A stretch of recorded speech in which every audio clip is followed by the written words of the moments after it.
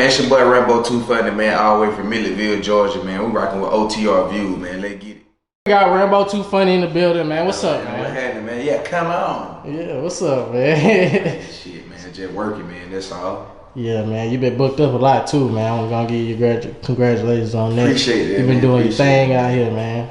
Appreciate it, man. First of all, before you tell people who you are, where you're from, and things like that, tell them why you came to Houston.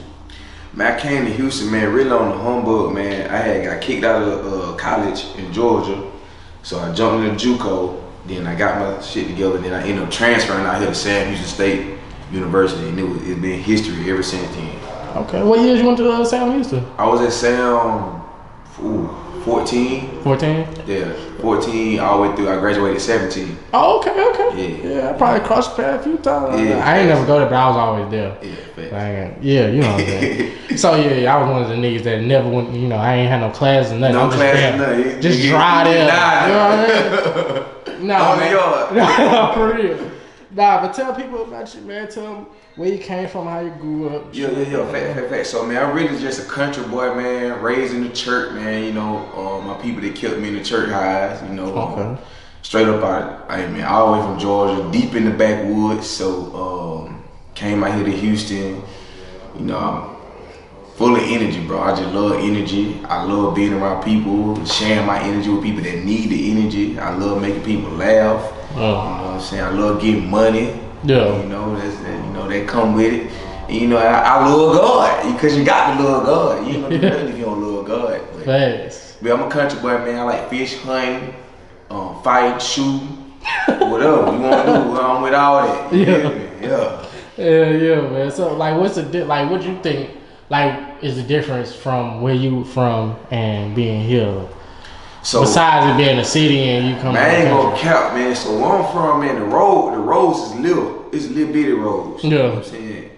I hear it's some big ass roads. You know what I'm saying? So when I first moved out here, they got a thing they call a feeder road. Right. And I almost lost my life first time I was out here because I don't know nothing about these big ass roads. Like y'all got the, you know what I'm saying? Yeah. The overpasses. I'm used to dirt roads, no lights. Yeah. You know what I'm saying? They got 8, 9, 10 lanes, man. So it was an adjustment for me. Yeah. Also, too, man, one thing I will say is just the vibes, man. Houston got the vibes, man. Like Sunday fun day, nightlife. It's just the vibes, man. Like you can go out, you can go and have a good time, make it home safe. You know what I'm saying? But sometimes it got a little reckless now. You got midnight coming, like I'm out of here. It's the vibe, bro. If you go to Houston in the daytime, like it's the vibe, bro. The vibes, everybody get money, everybody hustling, everybody just in their own lane. You know what I'm saying? So that's why I miss with it. Okay.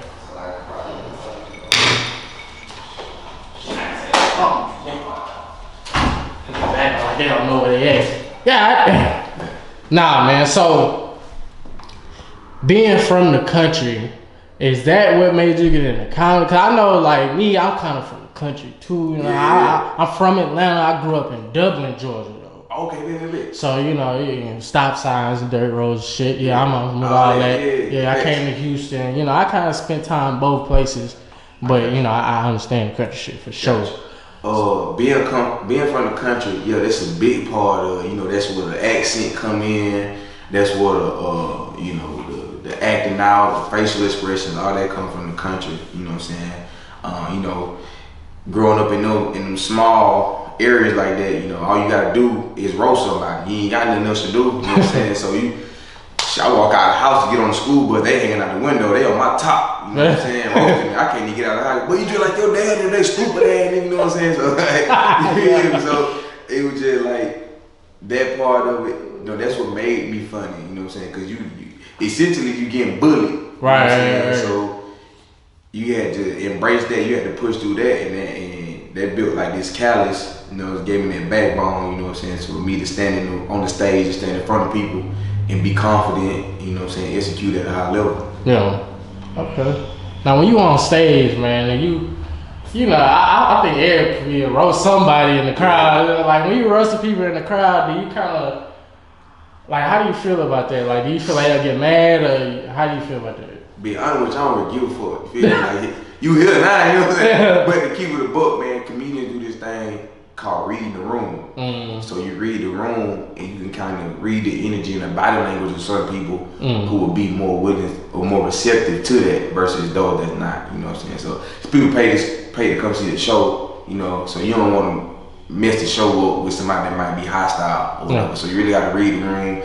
If a person in the crowd and they sitting there with their arms folded, I'm definitely gonna fuck with him. You know what I'm saying? But if it's a person that's there and they just on a date night, they really just coming just to hang out, have a good time, I might not fool with them because they really just trying to have a good time. The person with their arms folded, that's what I want though. Because you came here not to laugh. So I want all the smoke with you. That's kind of how I go. Now when you first of all, when did you do your first stand up and how did you feel about it?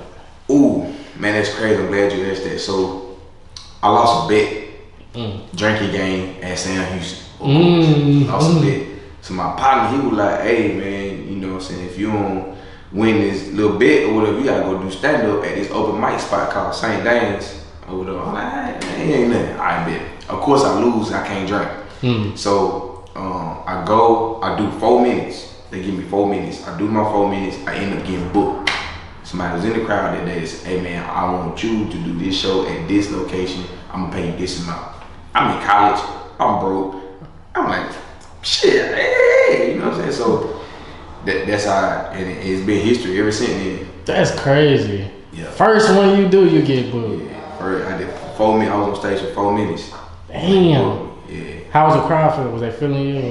What's crazy is when you go to open mics, a lot of times it just be a lot of comedians or whatever. So of course this is my first time, so I'm getting bumped because it's people that's been in the game for a minute coming through to do some time or whatever. So I'm the first one out. I get there early. My name first on the list. They bump me down though. Or whatever. They ain't want to call me Raambo2Funny. They want to call me my government name. It was all those politics was involved or whatever. And so fortunately this night I had some people with me. I had like my people, they came with me or whatever. So I had like 8 or 9 people with me. Open mics don't nobody be on open mics. So it was another like group of people that had got out of work, they had got lit, and they stayed. And so that was really what sold it. You know? Yeah. And everybody just jumped in from there. Yeah. That's hard. Like, man, yeah. But not, to be honest with you, Houston really embraced me at another level. Shout out to DJ Young Sam. He gave me my first shot on my real showcase. That damn Monty. At what used to be, I think, is it Live Oak now? Or it used to be Sugar Hill. Monty was shooting his first special or whatever. And I seen a post that Young Sam had posted. No, somebody from Sam Houston tagged me in Young Sam post about Monty's show. And he said he was needing some comedians or whatever. Yeah. So everybody from Sam when it blew his comment section up and tagged me or whatever. So he reached out. And he was like, hey man, send me a clip. Fortunately, somebody that came with me on the open mic, they recorded me, so I was able to send him that. And he was like, I bet. They ended up putting me in a movie. They ended up putting me on stage that night. And me and Monty, he really like my mentor. He really like a family member. Monty was in my wedding. That Sam was invited to my wedding. Like they like family now. Yeah. Sam do most of my headshots. I ain't had no pictures for the flyer. He said meet me at Greenpoint Mall.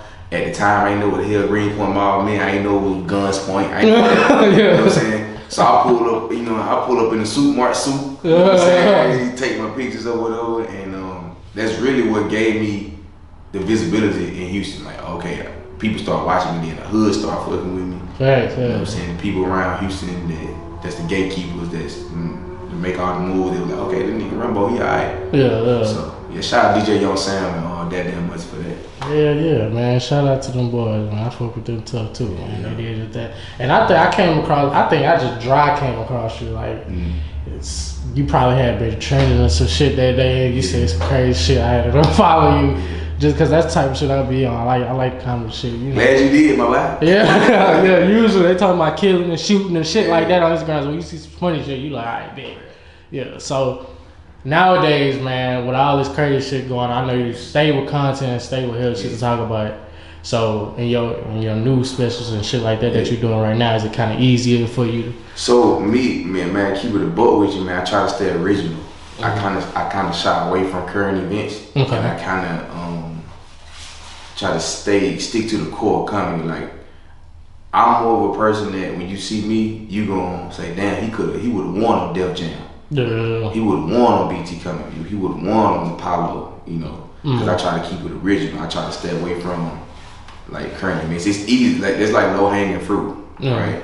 And you know, I do the social media stuff, you know, like it's fun, you know, but I keep it 100 with you, like it's draining for someone who's really an artist who really write, because I really write, and I put my focus in that, because I want when I'm on stage, I want the crowd, whoever in the crowd, when they ride home, I want them to say, man, that nigga Raambo, he said this right here.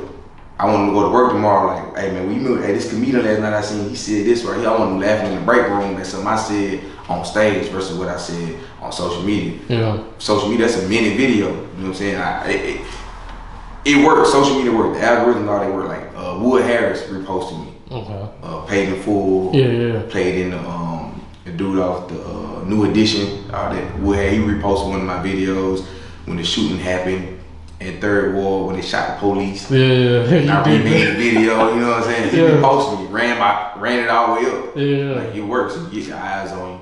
And so when people booking you, they look at your social media like, oh, he got this following or whatever. So, you know, it works. But me personally, I love the art of comedy.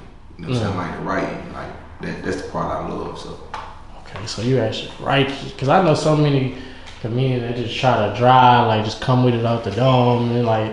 It's a hit or miss, bro. Like that's dangerous too. Like you go up there and not think of shit. You got like if you Ali Sadiq, who got like a gamut of material. If you Earthquake, if you Mike Epps or somebody like that, then okay, cool. You know, so you can fire from the hip because you've been doing it 20, 30 years. Somebody like me, I want to be doing it for 6. I got to make sure I'm prepared for what's in front of me. You know what I'm saying? These people come to hear jokes. They're not coming to hear me bullshit around. You know what I'm saying? So it's tough, man. Have you did your first stupid tough crowd yet? Like just niggas that just sitting there like, you know, you can't, like you said everything and niggas just. I'm glad you said that, man. Two different times. So I just got back from LA. I did Laugh Factory Chocolate Sundays. I did Hollywood Improv, Monday Rays. You know what I'm saying? That was a pretty cool experience. So I made Monday Rays, first time in Cali, third time in Cali, but first time in those type of venues. Hollywood Improv, first comedian go up, they boom. Like an Apollo booed up, like a hawk. Like, oh nigga! Like they really didn't want him on stage. So he kept going, and whenever the crowd, that crowd, they know comedy, so they're like, hey, give him the light. Give him the light, that means it's time to get out. And he like, I'm gonna leave out with one more. He like, man, don't leave up with shit else. So the host get back on the mic, and somebody from the crowd yell, don't bring no more bullshit ass niggas on this stage. The host say, all right, come to the stage, Raambo2Funny. Nigga got booed hard. Nigga stood up and was like, ooh, nigga. Like, damn, I beat the nigga up. You know what I'm saying? I was there. So like, damn, so in that situation, I go over there, 14 minutes, rip that bitch up. You know what I'm saying? Do my thing. Paul Pierce in the crowd. I get off stage and say, hey, you a funny motherfucker. You know, that's the part that when the money don't matter. When that type of shit happen. Right. Houston, one of the hardest crowds in America. Especially the north side of Houston. I don't know if y'all remember Vibe Sports Lounge. Yeah. But when you up and coming comedian, you gotta go in these rooms to work out, do your material, whatever. It's TVs enough, people watching the game, so you're trying to grab their attention or whatever. So in Houston, I've seen motherfuckers not even get booed. I've seen people on the stage. Yeah. Grab the mic, hey, now you good? Damn. Hey, they call the host back, you know, like. Damn. Yeah. So certain parts of Houston, you go in there, you're not funny. First off, black people, you really gotta prove it to us. Facts. You gotta prove that to us. The white boys, the white people, they gon' he's alright. Nah, this we gon' right here, it's gonna be quiet. You gonna hear sirens. Yeah. You know what I'm saying? Damn, bro, somebody got shot. You ain't paying attention to the comedian no more. You on your phone. You know what I'm saying? So like that's Houston.